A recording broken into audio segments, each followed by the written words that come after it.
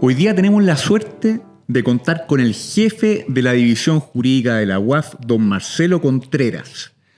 Y la idea es tener acá una conversación sin rodeos sobre los desafíos del compliance. Vamos a hablar de los errores comunes y de lo que la UAF realmente espera de un oficial de cumplimiento para que su trabajo no solamente cumpla, sino que destaque. Marcelo, muy bienvenido a este podcast. Para nosotros un verdadero honor tenerte acá. Y como decía antes, la idea es aprovechar tu experiencia. Sabemos que estuviste en un lado en la fiscalía y ahora estás en el rol regulatorio para prevenirlo. Y necesitamos ahí contar contigo para tener una visión práctica de lo que la UAF requiere. Muy bienvenido. Gracias, Nicolás. Primero que todo, efectivamente, como agradecer la invitación. Para nosotros como unidad de análisis financiero es sumamente importante participar en actividades de difusión y de capacitación y nos parece como sumamente relevante que desde distintas formas se pueda ir generando y construyendo como un ecosistema de prevención en el cual todas las personas se sientan parte y puedan participar. Muchas gracias. Mira, para ir directo al grano, Marcelo, te quiero preguntar sobre la circular 62 que entró plenamente en vigencia recientemente. Y ahí te quiero preguntar si consideras justo señalar que el principal objetivo de esta circular es forzar a las empresas a pasar de un cumplimiento de papel a un sistema preventivo real. Bueno, gracias por la pregunta. En ese sentido, efectivamente, como dices, tenemos una nueva regulación. En primer lugar, parece importante explicar el porqué de esta nueva regulación. Básicamente la UAF tenía una regulación, pero que estaba bastante disgregada. Era una regulación donde algunas regulaciones en particular eran hacia determinados sectores, otras abordaban determinados temas en particular, y la idea era poderlo condensar en una gran circular que efectivamente les pudiese hacer mucho más sencillo el trabajo a los sujetos obligados para poder tener claro cuáles son las obligaciones, cuáles son en definitiva los riesgos también a los cuales se pueden ver envueltos y todos puedan cooperar justamente en mejorar el sistema preventivo. Esta circular comenzó a regir, fue un proceso largo, fue un proceso también con consulta pública, participaron con muchos actores, comenzó a regir ahora el 1 de junio y ya formalmente o completamente por unas normas que son de la regla del viajero, que generalmente aplicaban hacia el mundo fintech, el 1 de julio entraron a regir. Entonces, el día de hoy tenemos ya una circular en plena vigencia. Ahora a tu pregunta, si básicamente la idea de esta circular es forzar, yo no utilizaría el término forzar, básicamente a las empresas, sino más bien el que podamos entender que este es un trabajo colaborativo. Es decir, si uno revisa el sistema preventivo desde los estándares internacionales, esto se basa o se cimenta en base a la cooperación público-privada. Entonces, es necesaria esa cooperación público-privada, esa interacción que debe existir entre el regulador y el regulado, entendiendo que este es un fenómeno que lo tenemos que atacar conjuntamente. Entonces, en ese sentido, sí podemos decir que la intención es justamente a mejorar ese sistema preventivo, a que las personas puedan entender los diferentes riesgos a los cuales se ven expuestos en la actualidad. Yo podría decir que es algo que aparece relativamente de forma habitual en los medios de comunicación, cómo ha cambiado la percepción de las personas respecto al fenómeno del crimen organizado, por ejemplo. Cuestiones que años atrás uno veía como mucho más alejadas. Hoy en día la ciudadanía entiende que es algo que ya está operando como en nuestro país y en ese sentido hay que tener mejores controles tanto del sistema preventivo como posteriormente en el sistema de persecución penal. Oye, Marcelo, tú bien comentabas que en función de este sistema, y yo quiero llevarlo a la práctica, ¿cómo ustedes como órgano regulatorio miden que ese sistema está vivo y que no es solamente un checklist? ¿Cómo el órgano regulatorio, en este caso, lo mide? Esa es una súper interesante pregunta. En términos generales, yo creo que también algunos se han se han equivocado en entender que los procesos de supervisión o fiscalización son un mero checklist. Evidentemente, como dices tú, acá la idea es ver que el sistema sea efectivo. Y ahí da en un punto que es súper importante, que como decía, viene también del cambio del modelo a nivel internacional. Lo que se quiere medir internacionalmente ahora a todos los países es en efectividad. Ya no en si los países tienen o no tienen un manual, tienen o no tienen, sino cuán efectivos están siendo justamente en aplicar ese manual, en aplicar esos procedimientos. Entonces, ¿cómo uno ve que esto existe esa efectividad, que esto está vivo? Evidentemente que sea un traje a la medida, que en definitiva el modelo de prevención va a ser particular para cada empresa. No basta con el copy-paste, digamos, como la copia de un modelo que uno se pudiese decir, mira, pero si esto es relativamente sencillo, ya hay varios modelos que están publicados en Internet, basta solamente con copiarlo. Yo diría que eso no es tomarse en serio. Esto básicamente uno tiene que efectivamente analizar su empresa, analizar los riesgos en los cuales pueda estar involucrado. Digo, su empresa en el caso que sea un sujeto obligado, y en base a eso ver su modelo justamente para prevenir, en este caso, de lo que le corresponde regular a la UAF, el lavado de dinero y el financiamiento del terrorismo. Y en ese sentido, Marcelo, ¿cuál es el error número uno que ves tú en las empresas que ustedes fiscalizan respecto a de las matrices de riesgo? Es que, digamos, en el tema de las matrices de riesgo es un poco lo que decía anteriormente. A veces hemos visto como algunos problemas o falta de comprensión en el sentido de confundir lo que es el modelo de prevención de delitos de la 20.393 con el modelo de prevención de la 19.913. Son cuestiones como diferentes. La ley 20.393 de responsabilidad para poder imputar responsabilidad penal a una persona jurídica es diferente al modelo de prevención que exige. Acá no es algo optativo, que exige la ley 19.913 a quienes les corresponde el rol de ser sujetos obligados. Y por otro lado, uno también puede ver como algunos errores, como te decía, esto de copias en el sentido de modelos o de cuestiones que puedan, que decimos que nosotros vamos a realizar cuando en definitiva son inaplicables para nuestra empresa. Entonces, ese como es un traje que no quedó bien hecho, digamos, que no fue un traje a la medida, es decir, tomaste lo primero que encontraste y justamente con eso te vestiste. Entonces yo diría que ese es un error, es decir, el primer error sería tomémonos esto en serio, riesgos que antes las personas podían ver que eran muy lejanos, yo creo que ahora hay mayor conciencia de que están más cercanos de lo que uno cree. Perfecto. Oye, Marcelo, yéndome a un punto bien importante, que es la debida diligencia. Y más allá de pedir un carnet o la escritura, cuando la UAF revisa un proceso de diligencia, ¿qué es lo que buscan realmente? Claro, nosotros ahora con la circular 62, yo diría que se cambió, o más que se cambió, se dejó con mayor claridad como cuál es la obligación de los sujetos obligados. Y la obligación de los sujetos obligados es determinar el riesgo de sus clientes, el riesgo de sus productos.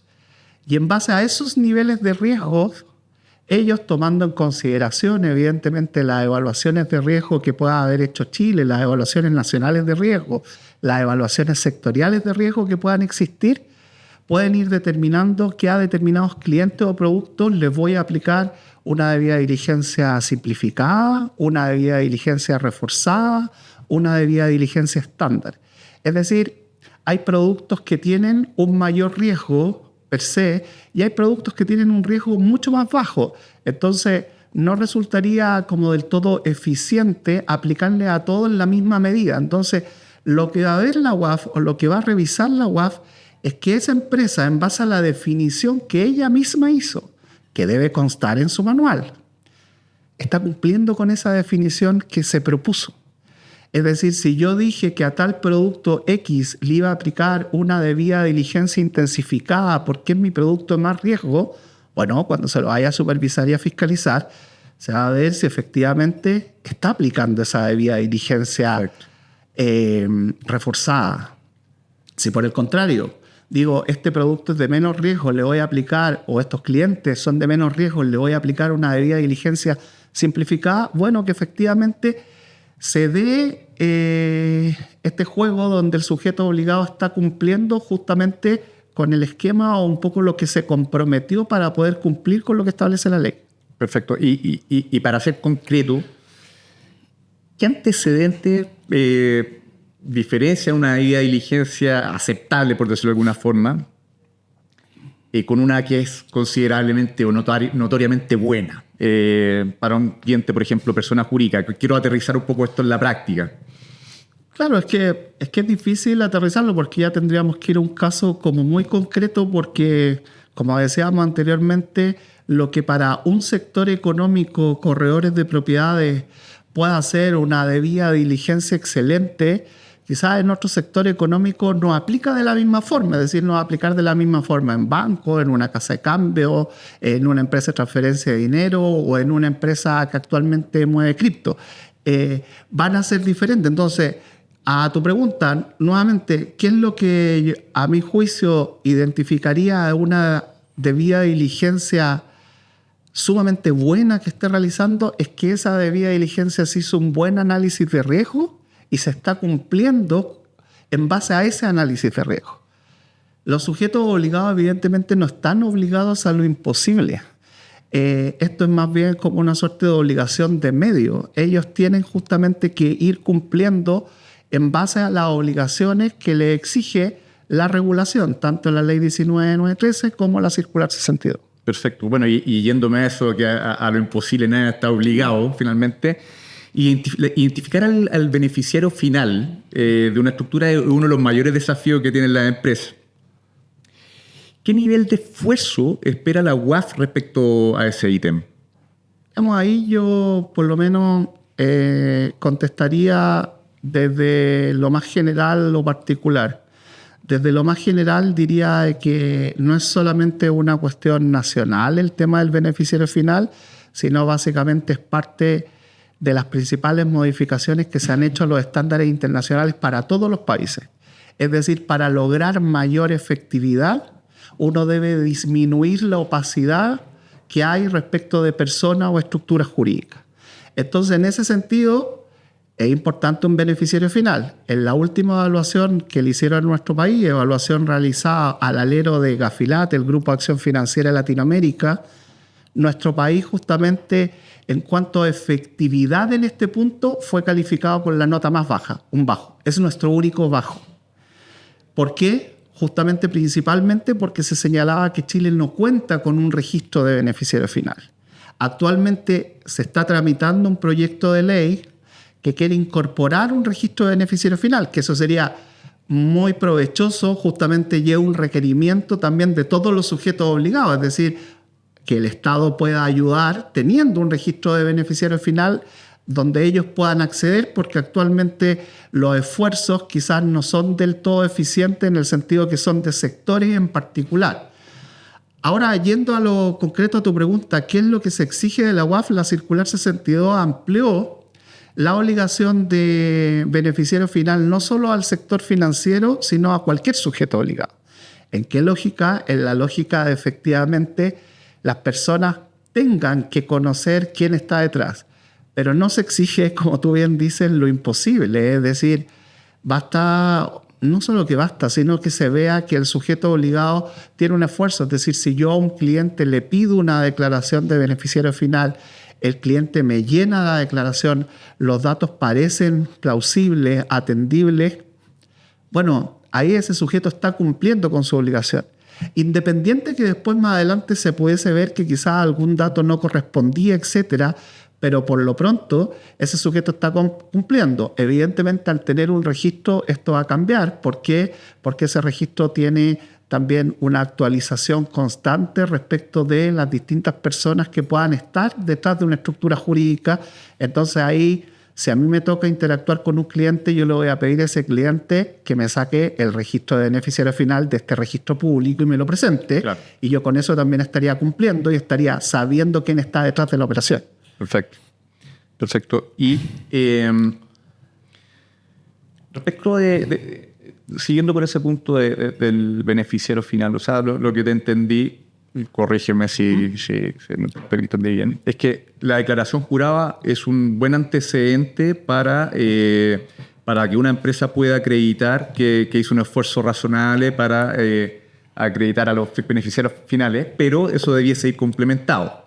Exactamente, es que como dices tú, una declaración jurada demuestra un esfuerzo del sujeto obligado por cumplir la norma. Ahora bien, también varios sujetos obligados nos han consultado que nosotros ahora en la circular 62 estábamos obligando a que se reportaran operaciones sospechosas. En el caso que la persona, por ejemplo, tú me solicitas una declaración de beneficiario final y yo, cliente, no te la entrego. Pero eso es un error. Básicamente lo que dice la circular 62 es que si el sujeto obligado solicita una declaración de beneficiario final, el cliente no se la entrega. La solicita nuevamente, el cliente no se la entrega. Bueno, ese sujeto obligado podrá quizás catalogar esto como una señal de alerta y quizás con otras señales de alertas que pudiese tener de ese cliente, él puede determinar si efectivamente, mire, ya me parece sospechosa la actitud justamente de este cliente y podría reportar una operación sospechosa. Pero para que quede súper claro, el que un cliente, como WAF jamás ha dicho, ni está así, ni es la intención de la circular 62, que el hecho de que un cliente no entregue una declaración de beneficiario final automáticamente gatilla un reporte de operación sospechosa, no es así.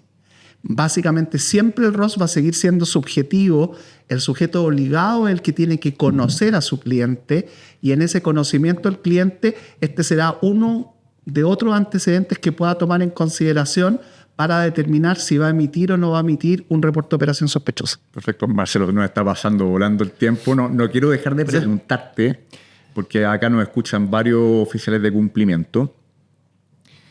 Cuando la UAF inicia un proceso de fiscalización, ¿qué le recomendarías tú a un oficial de cumplimiento tener en su carpeta listo para partir con el pie derecho a ese proceso de fiscalización? Las tres cosas básicas que podría tener ese oficial de cumplimiento. A ver, yo en principio le diría como a ese oficial de cumplimiento que ojalá no esperase un proceso de fiscalización para recién empezar como a cumplir con la normativa de la 19913. Un poco sería como calentar la materia el día antes de un examen, digamos, como que me notificaron que voy a tener una prueba. Yo le recomendaría justamente que ahora están dadas todas las posibilidades como para poder también capacitarse, para poder entender cómo es la regulación y para con tiempo hacer este proceso de poder conocer cuáles son sus riesgos y de poder generar como la mejor forma de su sistema preventivo en materia de lavado y financiamiento del terrorismo. En segundo lugar, le diría que se lea no solo la circular 62, sino que entienda que la circular 62 está encadenada con una nueva política de supervisión que se publicó el año pasado y con una nueva política sancionatoria que se publicó el año pasado. Qué importante reforzar que evidentemente antes algunos sujetos obligados podían entender que hoy viene la UAF como un proceso de fiscalización, automáticamente voy a ser sancionado. Eso, si ven ahora y si revisan la política de supervisión y la política sancionatoria, se van a poder dar cuenta que no es así. También la UAF lo que quiere es justamente imponer sanciones en los casos que haya existido un riesgo grave o que la operación, el no cumplimiento de determinadas obligaciones haya generado un impacto real. Entonces, por ejemplo, ¿qué permite la política de supervisión? Que ahora puede llegar ese fiscalizador, puede hablar con el oficial de cumplimiento y básicamente ver que sí, tiene algunos incumplimientos, pero son relativamente menores y el fiscalizador le va a pedir que los subsane mediante un oficio. O le va a establecer quizás si son ya algunos incumplimientos que requieren un mayor grado de supervisión, le va a generar un plan para poder ver cómo va avanzando justamente con el nivel de cumplimiento. Y ya si evidentemente son incumplimientos relativamente gruesos, como de gran impacto, lo más probable es que va a generar su informe, va a pasar a la división jurídica y se va a iniciar un proceso sancionatorio respecto a ese sujeto obligado. Pero a tu pregunta de qué debiese esperar o qué hacer ese oficial de cumplimiento, yo también diría, como decía, en primer lugar, como estar preparándose desde antes. Segundo lugar, no tenerle como pánico a un proceso de fiscalización, que entienda que efectivamente esto se basa en la cooperación público-privada, que en la medida de que se haya visto de que existe cumplimiento, que el sujeto obligado ha intentado en base a sus medios dar cumplimiento como a la normativa, eso va a ser considerado. Y en tercer lugar, yo le diría que, bueno, que tuviese como la capacidad también de entender y sentirse parte y responsable dentro de este sistema antilavado, de este ecosistema de prevención. Es decir, que estas medidas que se puedan tomar o eventualmente si se lo sanciona, tiene una justificación. No se quiere un sancionar por sancionar, se quiere justamente el mejorar el modelo porque esto tiene efecto hacia nuestro país. Así es, la UAF, y acá para cerrar, la UAF tiene un rol importantísimo, especialmente en el ataque que tenemos actualmente al crimen organizado. Y en ese sentido, Marcelo, a ver si nos puede adelantar cuáles son los próximos pasos que podemos esperar nosotros de la UAF en los próximos meses en relación con normativa. Nosotros básicamente, en cuanto a cuestiones normativas propiamente tal, hay varios proyectos de ley que nos atañen directamente. Yo diría que el más relevante es el proyecto de ley que crea el subsistema de inteligencia económica. Ese proyecto de ley ha estado en la palestra principalmente como por una facultad que se propone incorporar a la UAF para conocer administrativamente la información sujeta a secreto bancario, pero ese proyecto de ley es mucho más que esa sola norma. Es decir, tiene varias como normas también para que nuestro país pueda estar cumpliendo con distintos estándares internacionales.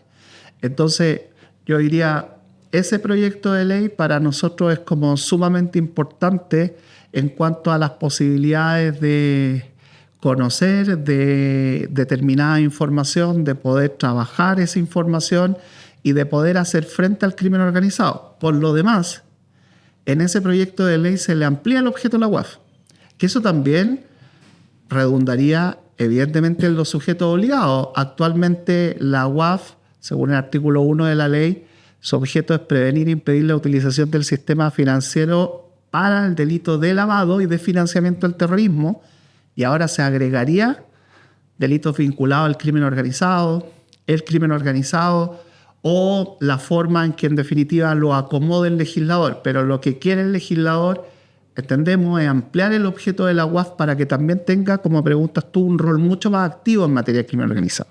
Y en esta línea, y para ir cerrando, ¿cómo ves tú la coordinación que tiene la UAF con el resto de las organizaciones, como por ejemplo la Fiscalía, Policía de Investigaciones?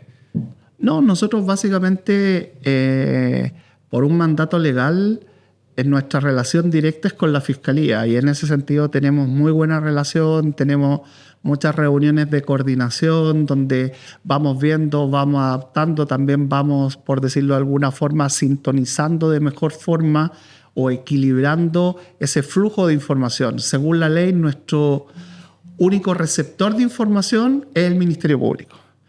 No tenemos, entonces, claro, a veces los policías también nos dicen, pero ese es otro modelo de unidad de inteligencia financiera. Chile optó por un modelo de unidad de inteligencia financiera administrativo. Hay otros modelos que son policiales, judiciales, etc. En el modelo que tenemos nosotros nos relacionamos con la Fiscalía. La Fiscalía se relaciona con las policías. Entonces, en ese sentido, yo te diría que la coordinación es sumamente positiva.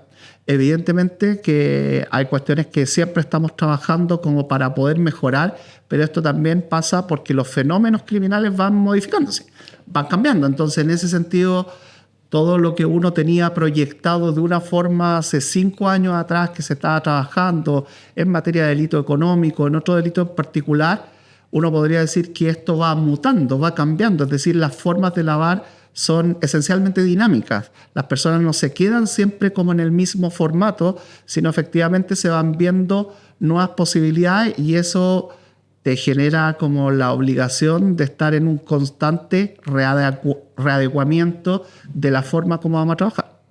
Al igual que los modelos de prevención de delito tienen que Exactamente. estar. Oye, Marcelo, bueno, nuevamente muchas gracias por haber venido. Estamos realmente honrados de que nos hayas visitado y darnos todos tus consejos, tus tips para todos los quienes nos están escuchando. Son muy prácticos, como decía antes. Tú vienes de un mundo de la fiscalía, ahora está en la UAF, entonces tiene una visión muy amplia de todo lo relacionado con principalmente con el lavado de activos. Entonces, muy agradecido por compartir tus conocimientos y además por darnos la visión de lo que viene también en la UAF en el futuro. Así que muchas gracias, Marcelo, y quedas cordialmente invitado también para el futuro. No, muchas gracias a ustedes. Nuevamente, como agradecer la invitación y en ese sentido también reforzar el mensaje que como unidad de análisis financiero parte de nuestro interés es que ayudar y colaborar en todo lo que podamos en el sistema para que efectivamente se tome esta normativa en serio y entre todos podamos construir como un sistema que genere un país mucho más seguro. Muchas gracias, Marcelo, y con eso damos por cerrado este episodio. Gracias a Marcelo Contreras, director jurídico de la UAF, y agradecer también a la colaboración de García Parot y de CompliSafe por hacer posible este podcast enfocado especialmente en quienes están en el mundo del compliance. Muchas gracias.